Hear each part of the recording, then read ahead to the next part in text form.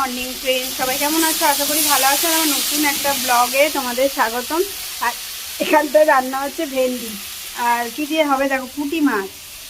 এই যে দেখছো তো, ভেন্ডিটা এখন মশলা দিয়ে কষাচ্ছি।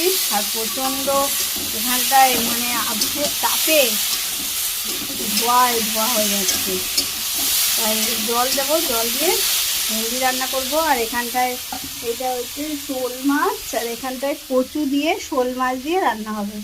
তোমরা কে কে খেতে চাও অবশ্যই কমেন্ট করবে। না না রাখতে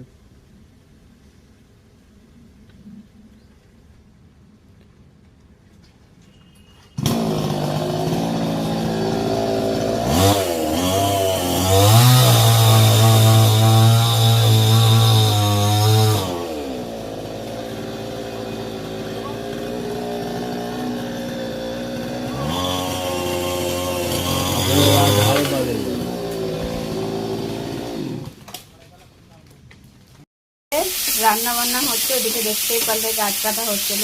আর এখানে এখন টমেটো, খেজুর আর আমসত্ব দিয়ে চাটনি হচ্ছে, কেন আজকে আমাদের নিরামিষ, এর জন্য। দেখো আমি এগুলোকে কষিয়ে নিচ্ছি, ভুল হয়ে গেছে, আগে টমেটোগুলোকে কষিয়ে নেওয়া উচিত ছিল। আমি ভুল করে না সব কিছু দিয়ে দিয়েছি, মাথাটাও খারাপ হয়ে গেছে, বুঝেছো।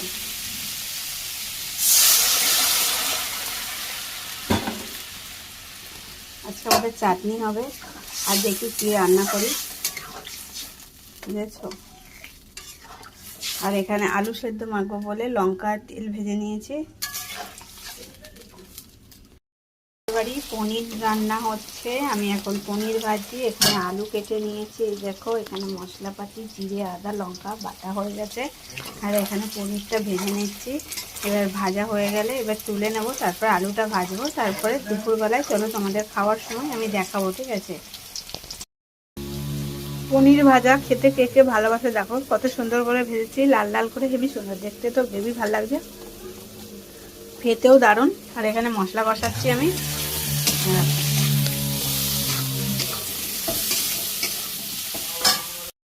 দেখো মানে রাস্তাগুলো এত কাদা হয়েছে, আর কিছুই বলার মতন নেই।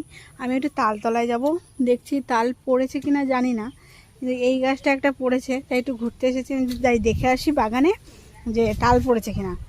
আর হাওয়া দিচ্ছে মাগো।